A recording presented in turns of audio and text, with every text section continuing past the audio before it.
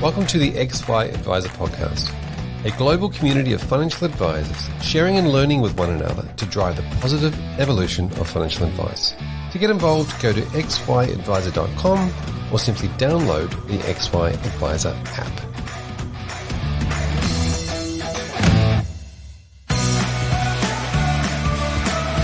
Innova Asset Management is a boutique portfolio manager that has been managing client portfolios since 2010. Innova believe in constructing portfolios that work with investor behaviour rather than against it. This is why they have built risk-focused portfolio solutions that support a goals-based advice framework.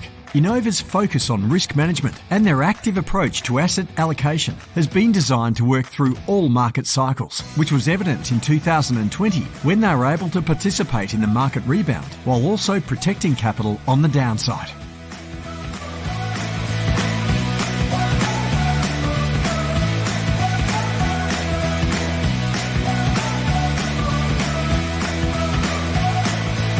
Hello and welcome to this topics series on behavioural investing, where we take a deep dive into client and advisor decision making. My name is Fraser Jack, and in this series we hear from a fantastic panel of speakers. First up is award-winning financial advisor from Brisbane, Patricia Garcia, along with Dr. Katherine Hunt, a lecturer in financial planning at Griffith University. Then we have David Bell, Executive Director, Academic and Researcher at the Conexus Institute, along with Dan Miles, Managing Director and Co-Chief Investment Officer from Innova Asset Management. All of these speakers bring a unique perspective to the conversation. This is the first podcast in a series of 5.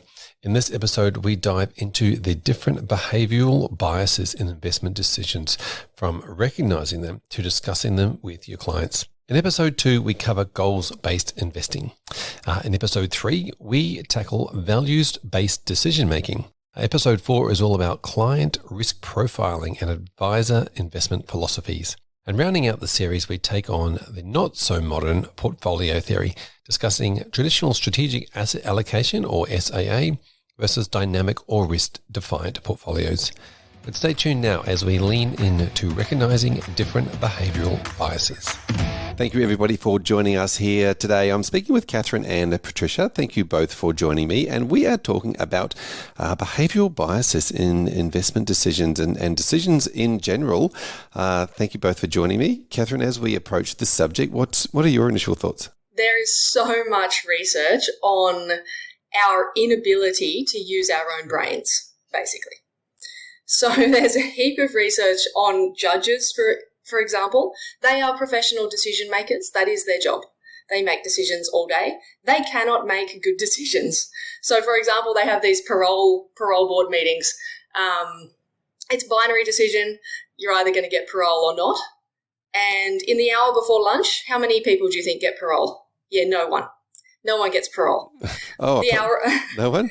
No one. And they've got this data over hundreds of thousands of instances, because it's a binary decision and it's in every country as well. So there's a heap of data on it and it's all recorded. So not no one, obviously, that's a bit extreme for comic effect. But then after lunch, who gets parole? Oh, everyone. Everyone gets parole because they've got a full tummy, they've had a beer Excellent. over lunch, they're ready, they're good to go. And these are professional decision makers.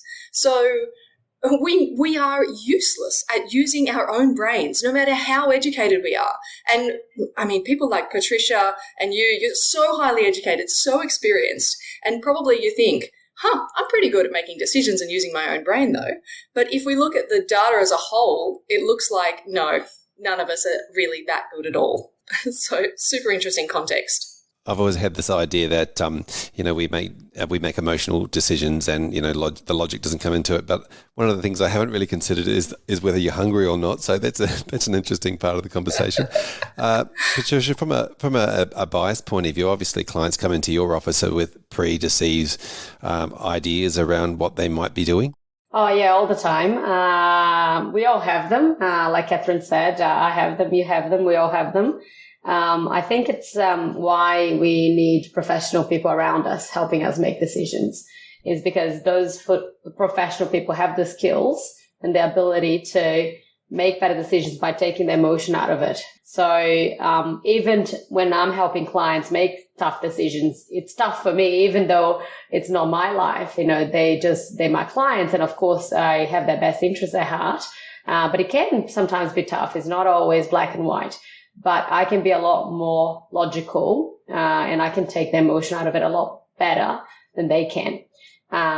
So that's our job. Behavioral finance is all about trying to get to know clients and trying to pinpoint where their pain points are and where you think that there will be more bias, and trying to remind them of different things that they've done in the past that perhaps didn't turn out as well as they thought, to help them make better decisions along the way. Katherine, one of the things that Patricia mentioned there was around when clients, helping clients make decisions. Is that sort of not just about logical information and, what's in their best interest, but the fact that that advice can come at this from a disassociated state? They're not actually in the head of the person who's they're giving advice to.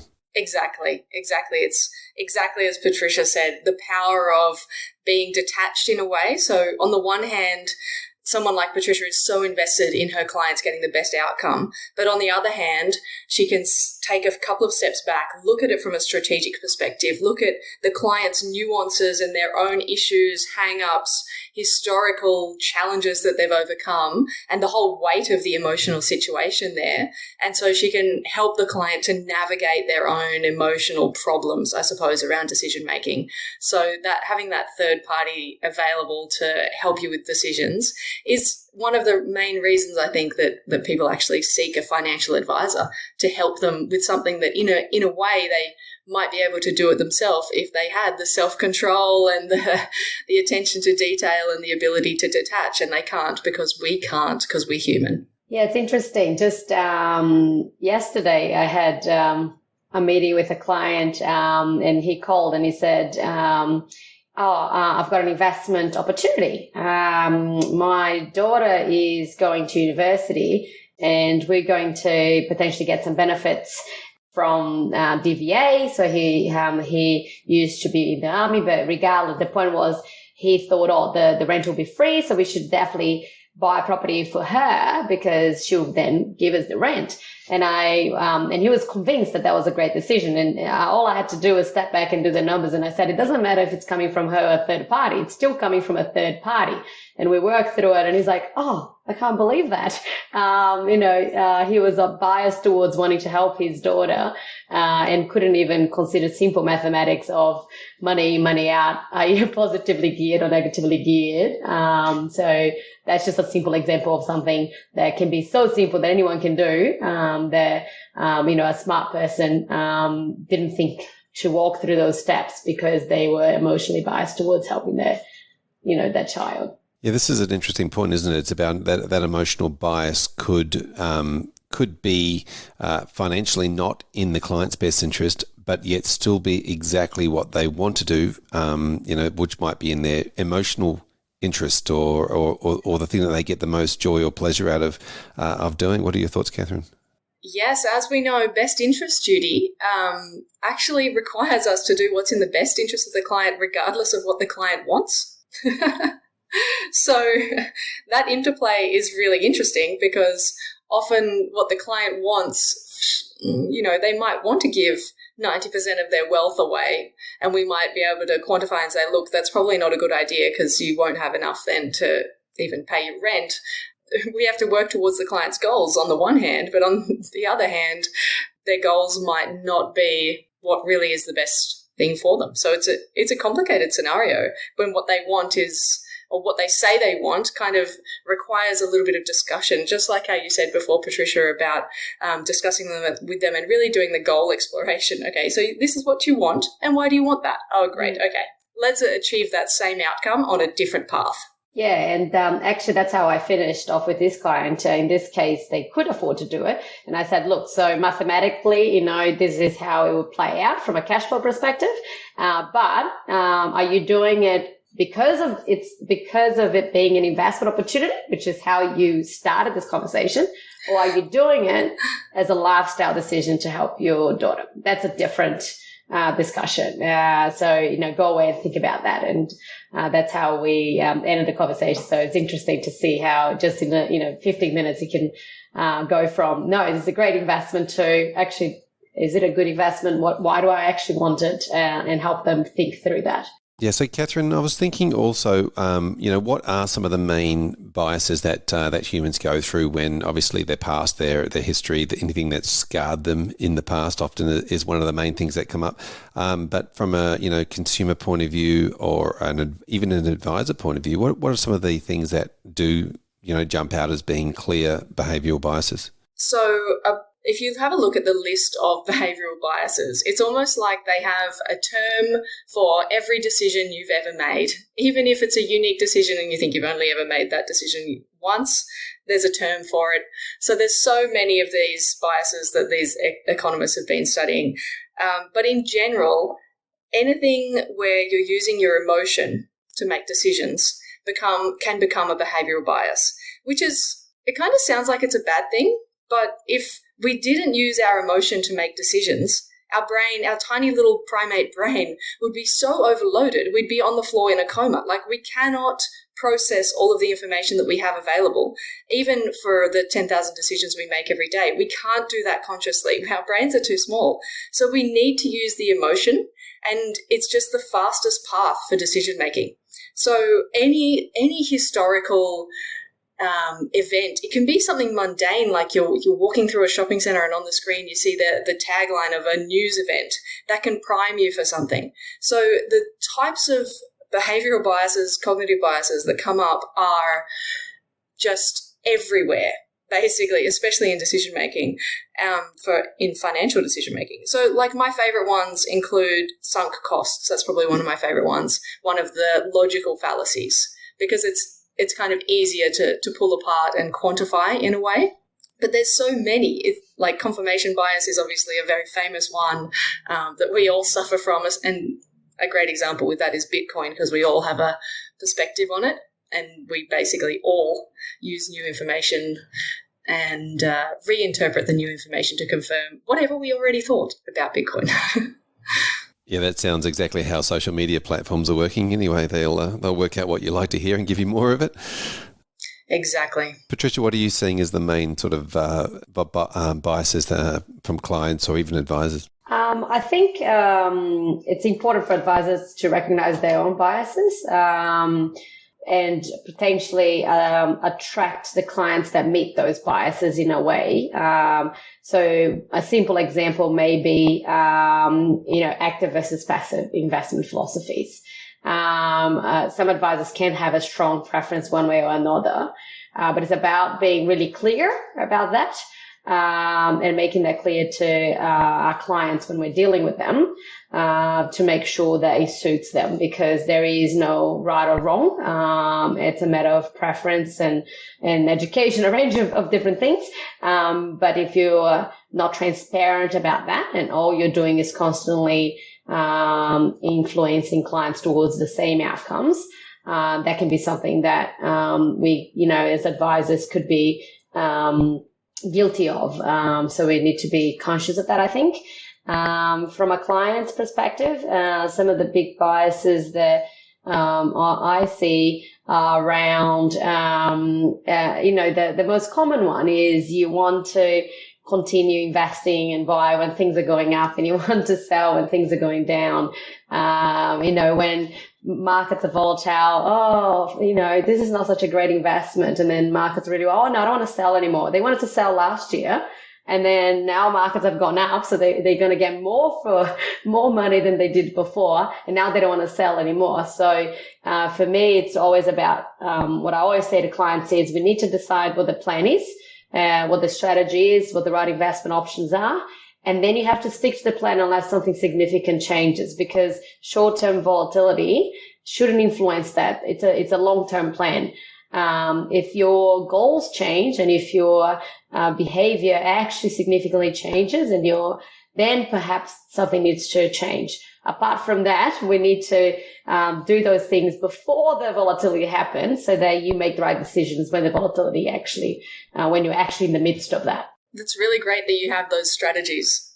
So I can imagine that navigating the client's biases must be almost impossible, Patricia, because especially, okay, at the moment, obviously it's primed, the market volatility, but navigating that amongst the fact that they're actually going to be worried at some point. They're going to see their portfolio value and think, what is going on here?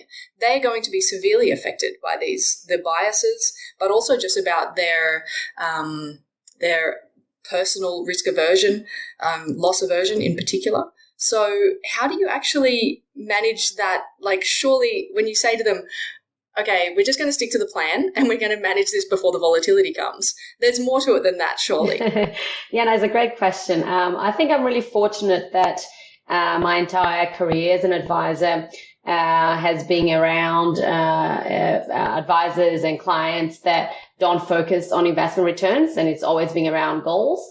And also starting my career right after, or in the midst of the GFC, the global financial crisis. So I lived through that already, and I saw their behavior. And I think one of the greatest things that I've learned from it that I do with my clients is that from the moment I meet them, I tell them your portfolio will drop significantly one day. We just don't know when that day will be. So we just need to set it up for that to happen. And then I try to use reverse psychology in a way, not reverse psychology, but for example, if they're wealth creators, to say, instead of not wanting that, that's what you want. You know, you're buying, that's what you want. We want market volatility. That's what we want. And then for retirees, is saying it's going to happen. That's why we're going to have to give up on some returns and have some defensive assets. You know, I talk about sequencing risk, and I show them how chasing higher returns will actually lead to lower returns in actual returns that they're going to experience, which is what matters, is not market returns, is their returns. And I go through that education process, and I we preempt all that. So when it happens, we go, oh, that's okay. We've got that bucket for that. We can write it out. And that's what, you have to constantly remind them of that. And I remind them of that at every meeting. So every meeting we say, we don't know what's going to happen, but it's going to happen. We don't know what's going to happen, but it's going to happen. So they get really used to that. I really love that pre-framing of, that dip in the market and understanding that is going to happen. We know it's going to happen, but that when it does happen, they go, it just also cements the fact that, you told me that was going to happen. So it even deepens the relationship that they have with you.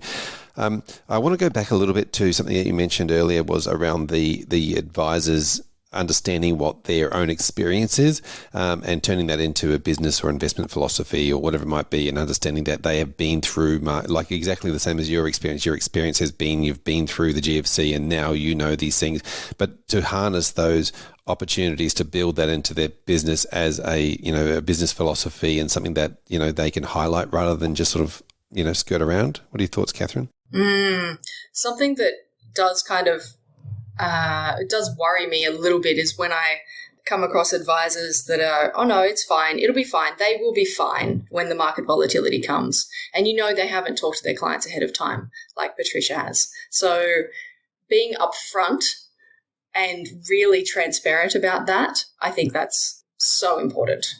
Patricia, what are your thoughts on the idea of, the experience you've been through forming part of, your investment or business philosophy around and communicating that to your clients before they come in? I personally don't have a strong view, for example, in relation to passive or active. I go through both with clients.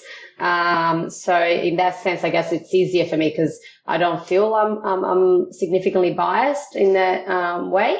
But I explain the differences to them and the fact that you can also do both. And then that's how we help them build portfolios. The difficulty, I think, is actually how much detail do you give clients? Getting a client on board, like you're already literally giving them a master's degree in financial planning in 3 months over 4 meetings. It's actually quite difficult to cover everything off. And it's also, it can be overwhelming if you give too much information. So I think the key is to actually give the really important information and keep educating along the way and reviewing along the way, and giving a bit more every time, and essentially trying to determine what do they need to know to drive the car. They don't need to know the engine. So that's how I approach it. With our business, we don't have a strong philosophy around active versus passive. But I discuss different options with clients and help them build different portfolios. And I try to remind myself of my own biases as well, and try to make sure that I'm addressing it twice as much when I think I'm in that space, just to make sure I'm not potentially influencing them in a way that they wouldn't normally be influenced. Yeah. Yeah, well said. And Katherine, one of the other things I wanted to ask you about was just the bias around now versus later. The whole idea of superannuation was, putting money away, but people never really engaged with it. We always think about the now. It's very hard to put to prioritize later over now. Tell us, what are your thoughts on this bias? People have different levels of their present bias is what we call it in the research. So the bias towards the present. And we're all a little bit different.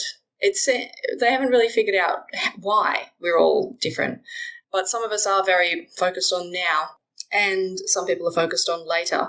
And it's really one of the underlying biases with regards to anything financial, isn't it? Because no success happens today, tomorrow, or the next day even. You have to have the vision. You have to have the 5-10-year vision for anything, for building a business, building a career, investing, achieving goals. It doesn't matter what it is. You have to have the long-term vision.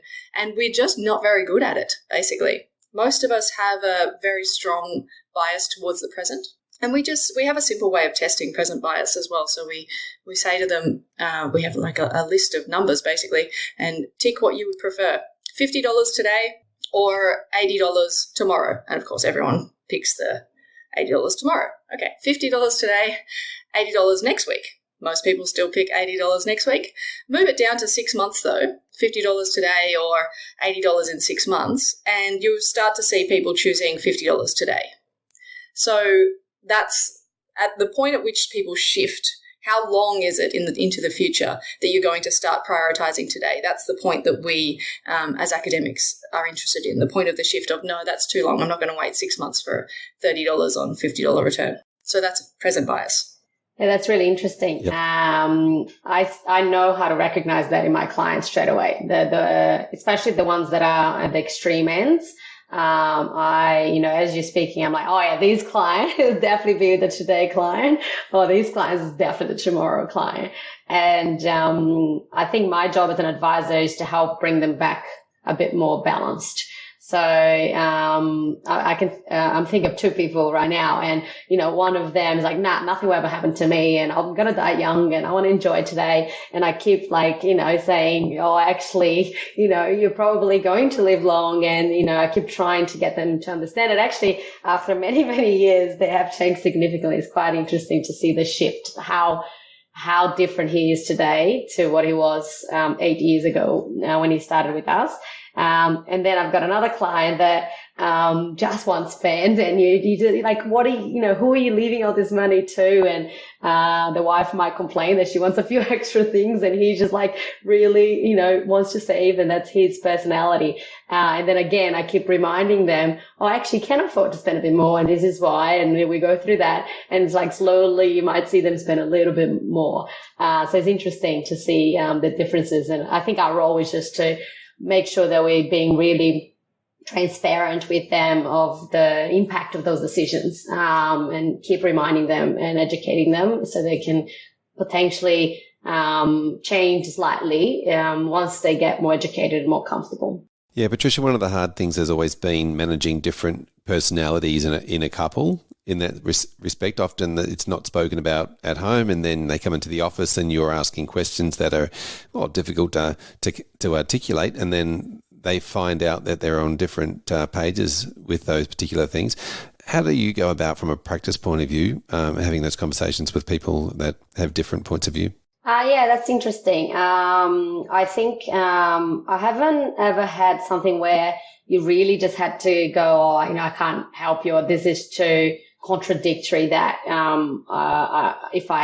if we go this way, I'm helping you, but if we go that way, I'm helping her, let's say. So I can't really help any of you because that's not going to be in both of your best interests. But I think in my experience, it's just being a matter of just helping them have that discussion at that point in time, and then helping them, sometimes they might, okay, we'll go home and we'll talk about it. We'll come back to you. And they come back with what they actually want after they've thought about it more, helping them understand, each other's points of view, and the impact of, if we do what he wants versus what she wants, this is the impact, this is the outcome, these are the risks, the advantages, disadvantages. I think that's what our job would be, and then obviously identifying when you can't give them advice because you wouldn't be acting in both of that, in the best interest of both of them. Yeah, it's a tricky one. It probably falls into some of the ethical stuff that you're doing, Katherine. What are your thoughts on that area?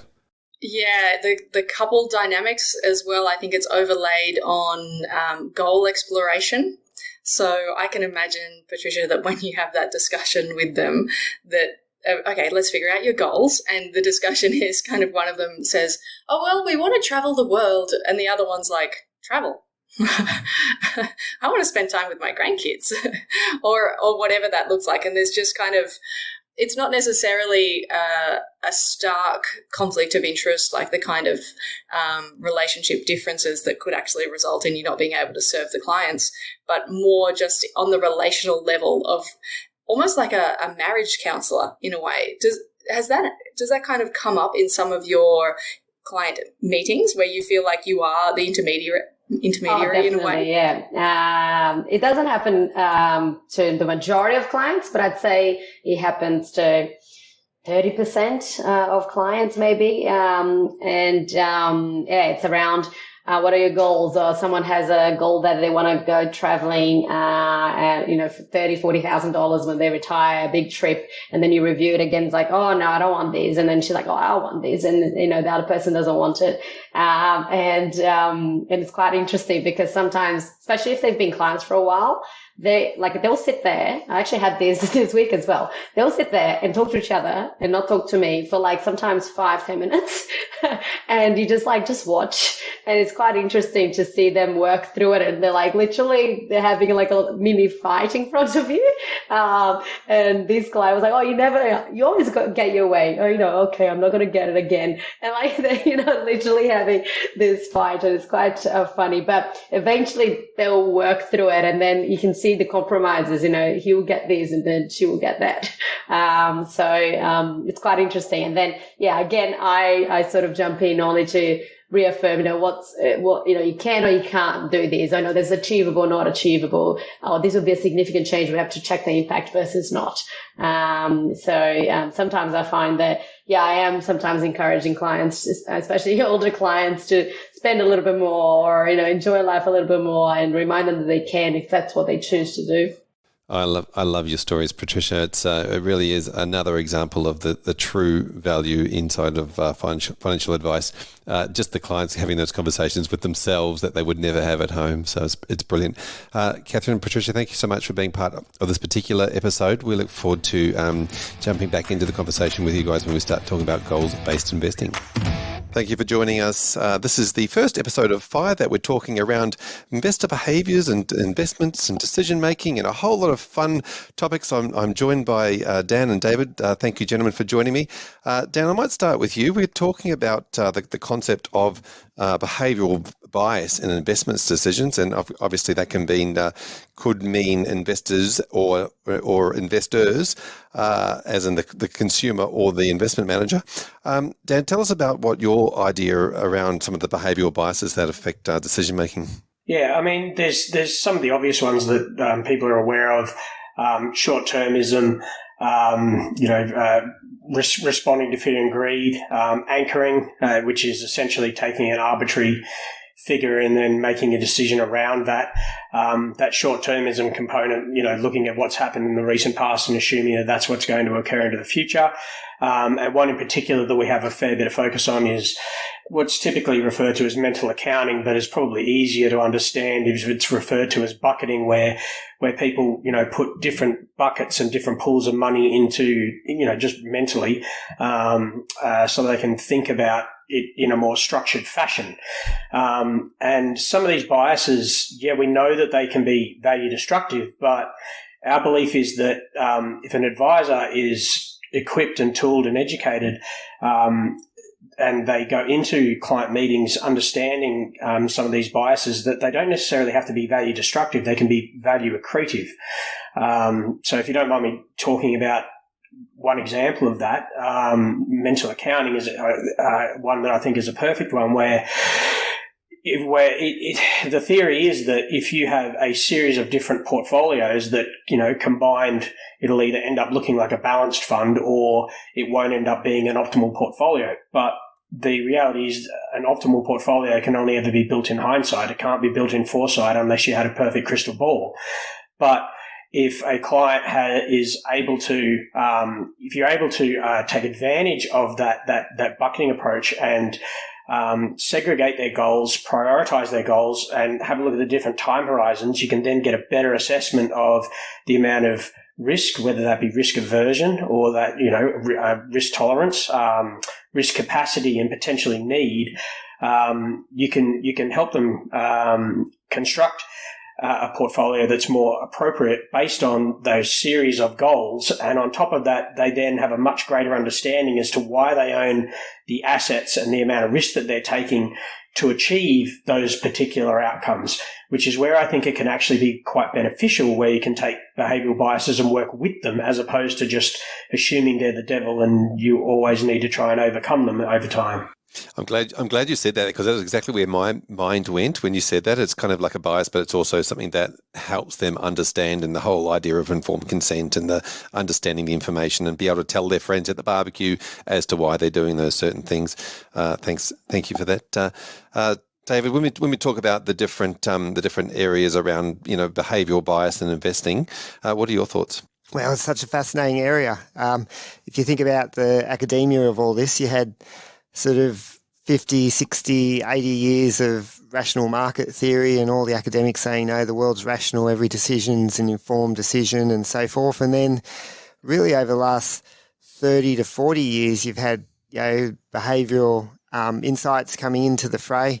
And it's sort of not that well known, but, academic literature in a way pushed back from publishing most of these areas for a long, long time. And now it's sort of really opened up. So the last 10, 20 years, you've just seen a whole wave of research which brings rational and behavioural decision-making together and tries to explain a broader view of how decisions are made. So it's very fascinating, and you can see across so many different parts of the industry and the way decisions are made. So just to broaden it out a little bit, and you can rein me back in, Fraser, if you think about the way that saving systems are designed, so superannuation is really a big nudge, and it's sort of compulsory saving. And if you left that choice to the individual, people would struggle to make that decision to save, put 10% of their savings aside. So that's a giant nudge, and that's sort of a common design which accounts for behavioural bias in terms of savings behaviours. If I bring it back to the investment management world, it's fascinating what you see in the institutional investment management world. So past career, I used to work in the hedge fund world, and I've visited a number of funds, with amazing investors who have in-house psychologists who sit alongside a data expert, and they'll actually be analysing every trade-by-trade decision that their portfolio managers are making to try and identify their particular behavioural biases. And some of the ones that Dan mentioned really come to the fore. And a couple here are what you call disposition effects, and that is that people prefer to sell their winners and hold their losers. So you get some sort of an endorphin rush from realising a profit, and you say, you go home that day and you say, well, I've locked in some good profits here, I feel good about myself. And then you hold your losers. You don't want to have to accept that you've made a loss on this position. And I've seen that amongst family decision making, and you see it in the institutional world as well. And so that's absolutely. why you have things, you do. And that's why you have things like investment committees where someone comes in over the top and says, look, you just have to get out of this position. You're just denying the obvious there that this company's just not going to recover. And so you sort of see that type of thing at the institutional levels. And then, of course, it can step down to retail decision making and really bring it back to what Dan's saying. There's this amazing value add for advisors in terms of being able to work through some of these behavioural biases, perhaps give comfort to a client to work through them and put them aside, but also this ability, nearly a behavioural alpha, nearly at the advice level, to turn some of them into a positive step that clients can take. Yeah, now you mentioned in that the concept of behavioural decision making and logical decision making as two separate things, which I found was really interesting. Especially in the obviously when we're talking to clients in consumer, it's very obvious that a lot of decisions are made emotionally or behavioural, as we're going to call it. But yeah, it's really interesting to hear that conversation around in the investment committees and the investment management space, and even in the hedge fund space, that the behavioural stuff comes so much into it, because you make this assumption, I guess, that it's all got to be based on rational decision making. What are your thoughts, Dan? Yeah, no, it's definitely not. And in fact, I don't want this to turn into any kind of product flog, but we've set up our investment committee and our investment processes to be as largely systematic as possible to try and overcome what we recognise as behavioural biases that we know will come to the fore. And just because you're conscious of them doesn't mean that you're not going to necessarily react to them, or you're going to be able to ignore them. And so having processes in place to,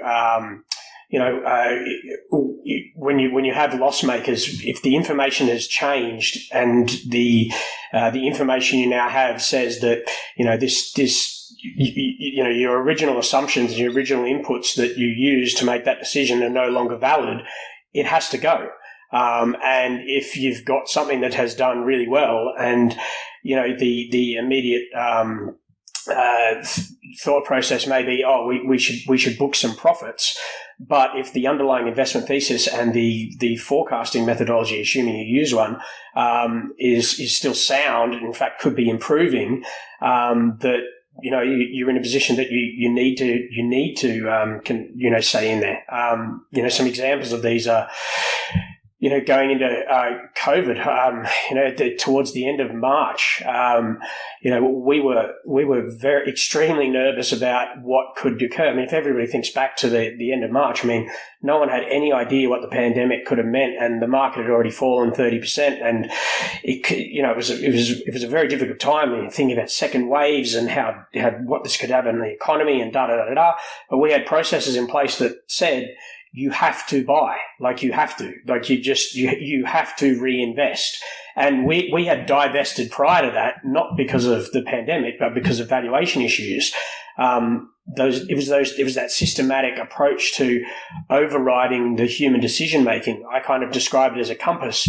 It tells us north, south, east, and west, and then the human element can come in and say, well, maybe you want to take a boat to get to this place instead of a plane, or, depending on the weather, or you might want to go, north by northeast instead of, just directly north. But at the end of the day, you still need that compass. Otherwise, your own human biases, your own emotions are going to have a huge effect over the portfolio decision making, and generally in a value destructive fashion, unless you get lucky. And, sometimes people do get lucky and then they claim it as skill.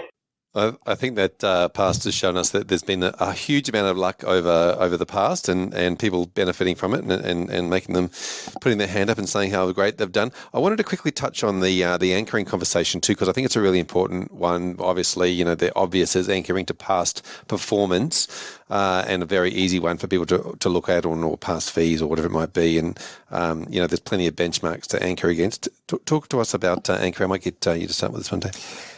Yeah, if I just jump back to what you were going through there, that was just fascinating, Dan. And I guess what you were pointing to was some systematic rules which are largely based on fundamentals. And it's also quite common to see systematic rules just based on P&L. So you hear terms like the classic stop loss. It's really a behavioural control to stop people and pull them back in and say, your P&L's reached a certain level. You have to go in and have a good think about this now. So, yeah, these things are everywhere. Yeah, anchoring is a very common one as well. Fascinating little subtopic. And in Australia, you do see anchoring on past performance is one of the bigger issues. Fees is one, but even portfolio managers themselves, they have a set of principles and maybe even favourite companies. You see examples of anchoring around CEOs that people quite like. So you also see a whole range of just little rules of thumbs. You may not even know them yourself, and that's the value of having just people come in occasionally and check out what you're doing, or a good investment committee who are truly independent and just come from different perspectives to just challenge you a little bit, keep you fresh, and make sure that you're wading through some of these sort of barriers. Yep. Dan, what are your thoughts around anchoring? Because I actually have this idea around anchoring that it can actually mean you've got experience. Yeah, as I was saying, anchoring and your point about it can mean experience. It absolutely can mean experience. And if that experience allows you to make better decisions in the future, then it can be a good thing. But quite often, you could be anchored to, historical experience that is completely spurious when viewed in a future context, because it may have no relevance whatsoever as to what could occur into the future. We've had 40 years of, the great moderation. If people anchor to that and assume that the next 40 years we're going to continue to have decreasing rates and increasing multiples, there's a very high probability that the result in their portfolio could be fairly mediocre. But from an advisor's perspective, recognizing that clients will come in and they will have previous experience and they will have things that they anchor to, and that they have their favourites because they may have worked for them in the past. Being able to be armed with knowledge to be able to explain to them why it may have worked in the past and why it may or may not work in the future can help with those conversations, because, quite frequently people will look at, property, for example, and say, we did extremely well on property and property was fantastic. But if you 30 years ago, instead of buying a house in a major city, you were able to buy a 30-year Australian government bond, which you couldn't, and held it to maturity, you would have done better. The majority of the results that have come from the property market have been the fact that you've been able to leverage the living hell out of it over that period of time. It hasn't actually been because it's been a fantastic investment. And so anchoring to that previous thing can prevent the client from potentially taking on less risk that they should not be taking on or don't need to take on to achieve their goals.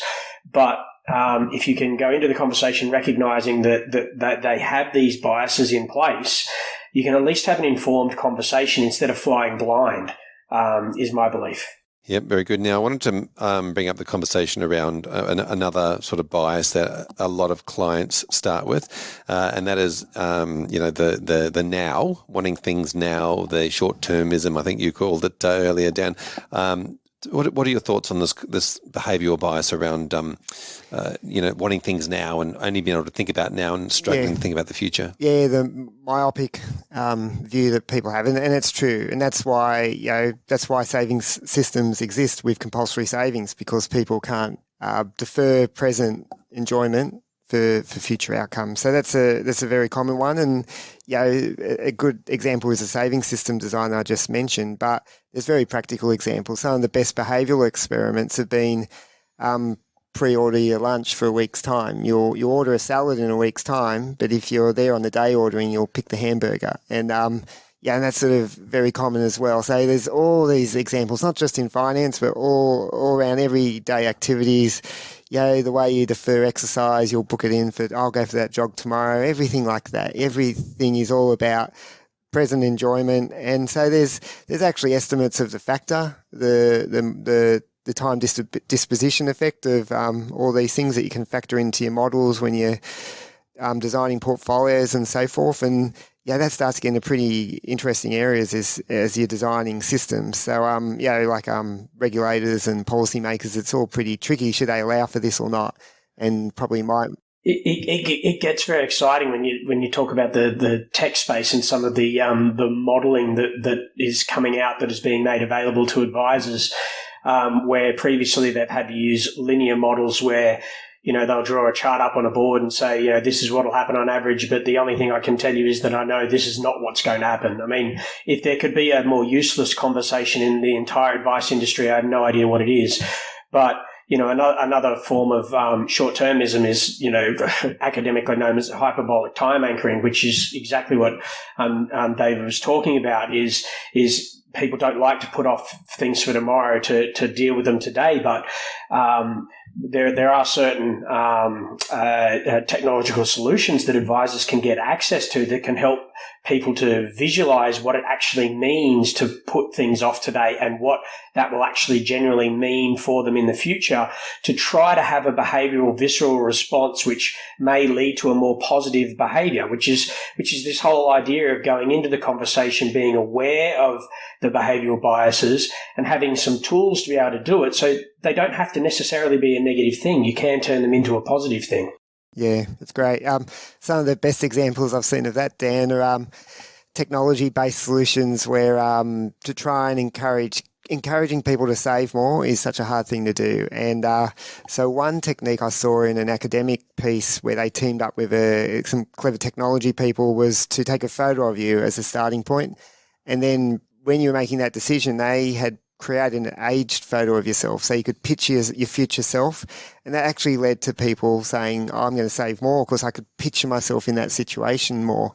Another interesting piece was when a couple of academics teamed up, I think it was a project with Microsoft or something, where they tracked your savings behaviour and projected by looking up the classifieds for rental properties what house you're going to live in at the age of 65. And they sort of said, yep, if you tick this box on your savings rates, this is what your apartment's going to look like. And if you tick the alternative rate, you're going to be in a pretty drabby apartment. And that sort of could really translate the present into the future. And it's those connections which you can see how important it is for advisors to be able to do that imagery and create that setting. And that's really the framing piece, which is crucial to breaking down some of the behavioural biases. Yeah, I think that imagery is really important. I think a lot of advisors and planners do that very well now, bringing clients back, from the future. You mentioned projecting out to the future, but bringing your clients back from the future to now and trying things on. The old, you've just woken up in the morning. Are you having Wheat Bix or are you having a cooked breakfast? That's the options right now. But obviously, you're talking about the future of those things. So.